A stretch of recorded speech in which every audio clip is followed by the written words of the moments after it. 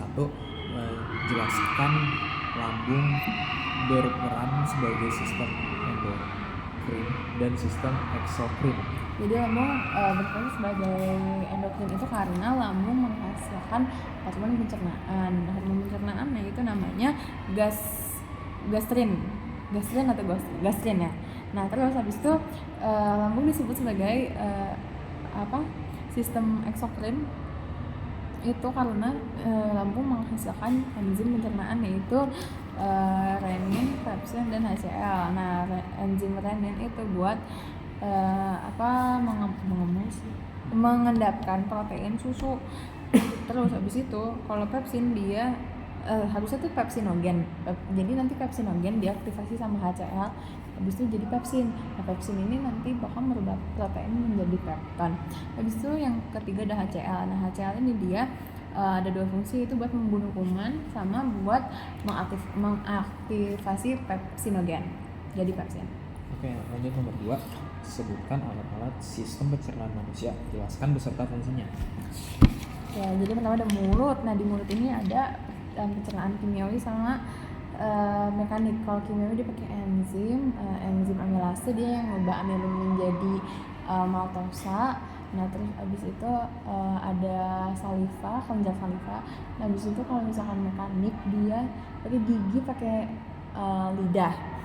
Terus abis itu kalau selanjutnya ada faring ini dia apa ya, jadi kalau kita makan kita nanti nafasnya pakai si faring ini kan.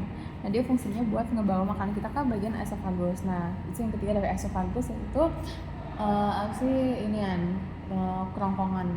Nah kerongkongan itu fungsinya buat di situ ada gerak peristaltik. Nah di situ dia ngedorong makanan bolusnya itu supaya dia masuk ke lambung. Nah habis itu ada lambung. Nah lambung ini fungsinya tuh buat menyerap sari-sari makanan. Ya terus tuh dia mencerna protein, ada menyerap pokoknya semua sari makanan tuh dia serap di di lambung itu. Di lambung bukan, cuma usus halus ya. Kalau di lambung itu dia membunuh kuman dan bakterinya gitu kan. Habis itu dia menyimpan makanan sekitar kayak 2-5 jam gitu, terus bisa dicampur sama getah lambungnya. Habis itu dia dia bikin dia yang bikin mukus itu ada nggak sih yang mukus ya, memproduksi mukus buat melindungi lambungnya gitu, melindungi lambung. Habis itu pankreas, hati sama empedu. Jadi pankreas itu enzimnya ada banyak, ada enzim tripsin nanti sebelumnya ada tripsinogen, bisa diaktifasi jadi tripsin. Terus tripsin ini fungsinya buat mencerna protein dan polipeptida yang berukuran besar, terus diolah jadi peptida yang lebih kecil. Habis itu dia ada chymotrypsin buat bikin dia buat mencerna polipeptida besar menjadi peptida kecil. Habis itu ada enzim lipase buat lemak menjadi asam lemak dan gliserol. Ada amilase buat mengubah zat tepung jadi maltosa, sukrosa atau laktosa. Nah habis itu ada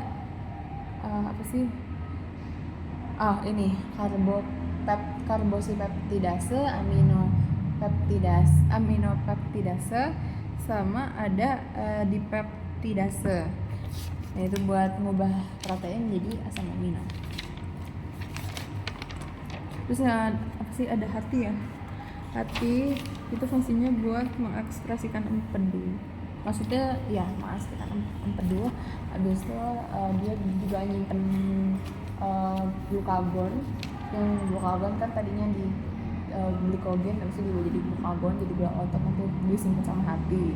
Habis itu dia nyimpen ada Fe sama Cu. Habis itu vitamin yang larut di lemak kayak A, D, E, K itu juga di situ. Terus ada toksin juga nyimpan di situ. Terus tadi apa? Empedu. Nah, empedu ini yang buat nyimpen cairan empedu. Udah, itu aja. Belum ya. Buat nyimpen empedu ya itu ya. Ini hati. Nah, hati ini fungsinya buat nganu. Hati lagi, usus, dodol. Kan usus itu ada usus halus, ada usus besar. Nah, usus halus ini dia ada 3 bagian tuh, ada duodenum, jejunum, sama ileum. Kalau duodenum kan usus 12 jari, ileum itu yang ileum sih, jejunum itu usus kosong, terus itu sama usus usus ileum itu penyerapan ya. Habis itu dia fungsi usus halus itu buat ini menyerap sari-sari makanan. Jadi dia yang mencerna semua cara kimiawi dengan enzim yang ada di dalam usus itulah. Habis itu ada usus besar. Usus besar itu ada kolon, ada septum, kolon, sama rektum. Pokoknya fungsinya buat mengabsorpsi air, kayak 80-90% air, sama dicampur sama elektrolit gitu. Di situ bakteri itu nyerna selulosa, karena selulosa itu kan agak susah dicerna karena itu dari tumbuhan kan. Jadi di situ bakteri bakal mencerna pakai. Nah, yang punya kalau selulosa itu harus diancurkan pakai enzim selulase. Nah, yang punya enzim selulase itu biasanya mikroorganisme gitu. Dari situlah baru dianukan, di bejek gitulah. Terus dia di sisa juga kita bisa ngeluarin zat sisa kayak feses. Oke, lanjut nomor 3. Jelaskan proses reabsorpsi yang terjadi di usus halus. Jadi dia di usus halus itu ada di bagian ileum, di usus penyerapan. Nah, usus penyerapan kan udah pasti buat menyerap sari-sari makanan semua diserap di situ. Nah, jadi usus halus itu dilindungin sama yang namanya epitel silindris berlapis. Nah, karena dia ya fungsinya kan buat mereabsorpsi sari-sari makanan kayak gitu. Terus sari-sari makanan yang diserap sama si ini siapa namanya usus sama si ileum ini ada 4. Ada glukosa, asam amino, sama gliserol, terus asam lemak. Ya, kalau glukosa sama asam amino dia tuh diangkut sama pembuluh darah. Habis itu yang pembuluh darah, pokoknya diangkut sama pembuluh darah yang gerak dari usus ke hati. Terus abis itu ada namanya gliserol sama asam lemak. Gliserol sama asam lemak ini nantinya bakal diangkut sama pembuluh kil. Iya, itu dia. Pembuluh kil kan? Iya, pembuluh kil. Lanjut. Nomor 4, jelaskan struktur bagian-bagian baru nomor 4. gigi email. Enggak, gigi doang itu tahu ini. Jadi itu bagian gigi ini sebabnya. Ada bagian gigi. Yang paling keluar itu ada email, terus di bawah email ada dentin. Habis di bawahnya dentin kayak ada rongga pulpa sama rongga pulpa sama syaraf. Saraf. Bukan saraf dong, pembuluh darah. Nah, habis itu di paling bawah itu ada akar gigi, habis itu ada tulang rahang. Di sebelah sini ada semen, di sebelah ini gigi, terus ada gusi kan. Nah, gusi ke situ tuh. Habis itu di sebelah sananya di sini kan ada gusi. Nah, di dekat gusi itu ada membran periodental.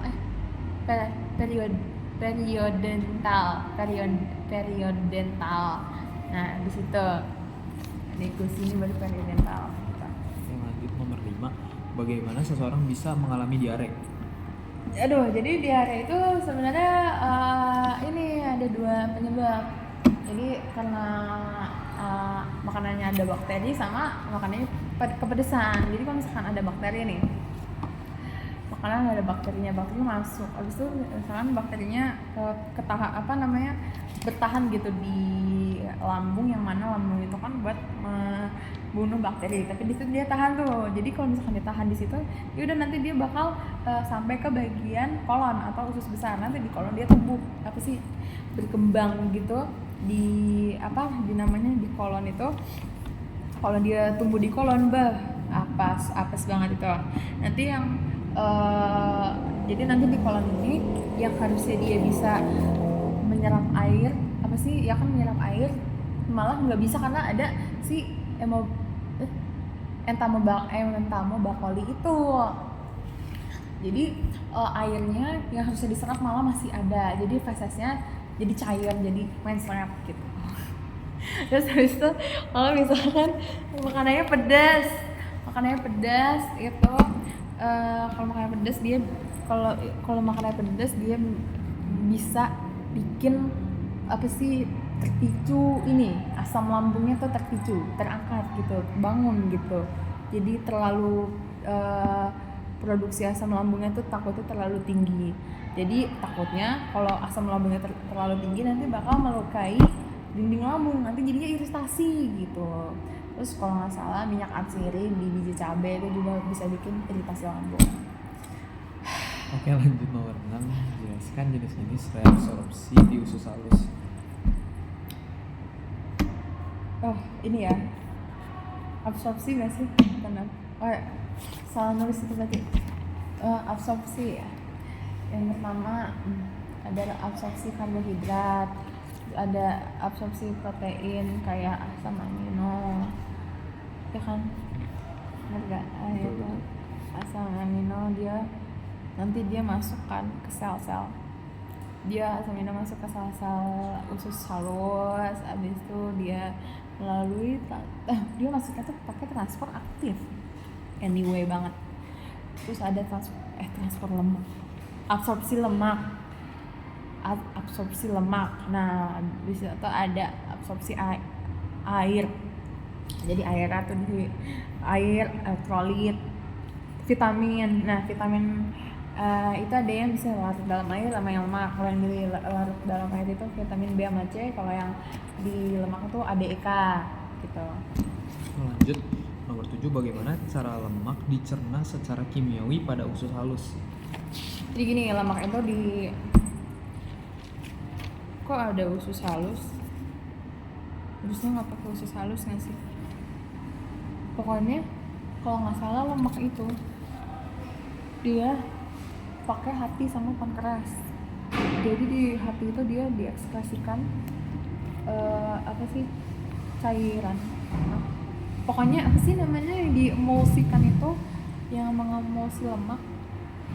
Jadi kan ya kan yang hati itu mengemulsi lemak kan, sekalian bikin cairan, mengekspresikan cairan empedu gitu. Nanti setelah diemulsi baru deh pankreas tuh kerjanya.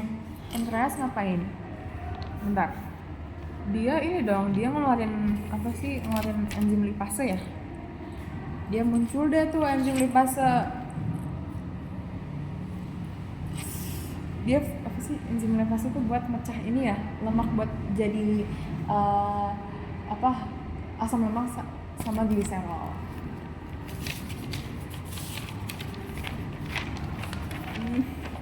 Kita lanjut nomor 8, apa dampak menstruasi pada anak-anak?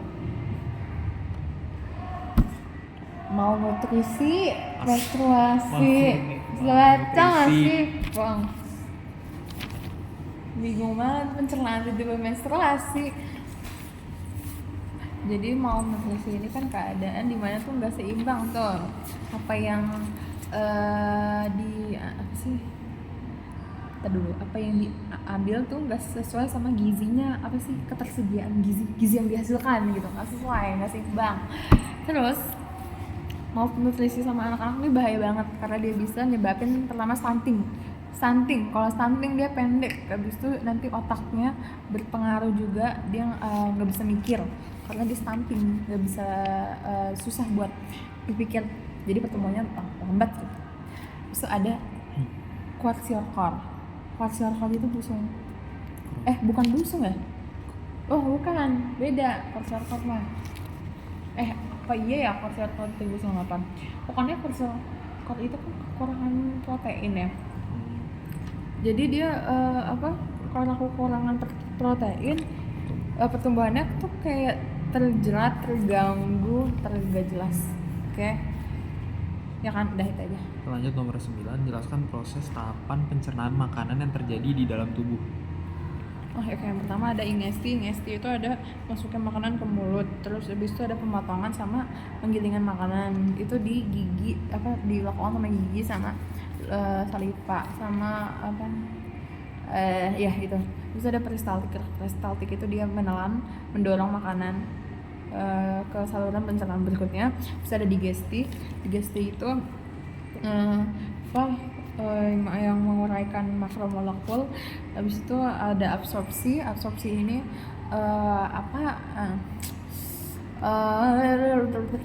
dia tuh kayak pergerakan produk akhir, final produknya dari lumen saluran pencernaan ke sistem sirkulasi darah gitu. Jadi dimasukin dari hasil akhirnya tuh dimasukin ke darah, ke tubuh gitu buat diedarkan. Terus ada defekasi ya. Defekasi tuh kayak pembuangan feses. Udah. Lanjut nomor 10, sebutkan sumber-sumber karbohidrat. Jadi ada glukosa. Glukosa itu biasanya dari buah-buahan sama madu. Terus ada fruktosa. Fruktosa dari madu sama buah-buahan juga. Terus ada galaktosa, itu dapatnya dari pencernaan laktosa. Nah, bisa ada maltosa. Maltosa itu biji kecambah gitulah. Terus itu susu, laktosa itu buat susu, dari susu. Naon teh itu sukrose itu ini gula pasir, tebu, gula merah, naon itu pati itu dari karbohidrat. Pokoknya simpanan yang ada di kayak biji-bijian, kentang kayak mau umbi, mau buah kayak, pokoknya itu pati kayak zat tepung gitu lah. Terus ada glikogen itu gula otot, gula yang disimpan di dalam otot. Nah, habis itu ada selulosa dia tuh dari tumbuh-tumbuhan selulosa itu, jadi nanti buat jadi pengganti daging.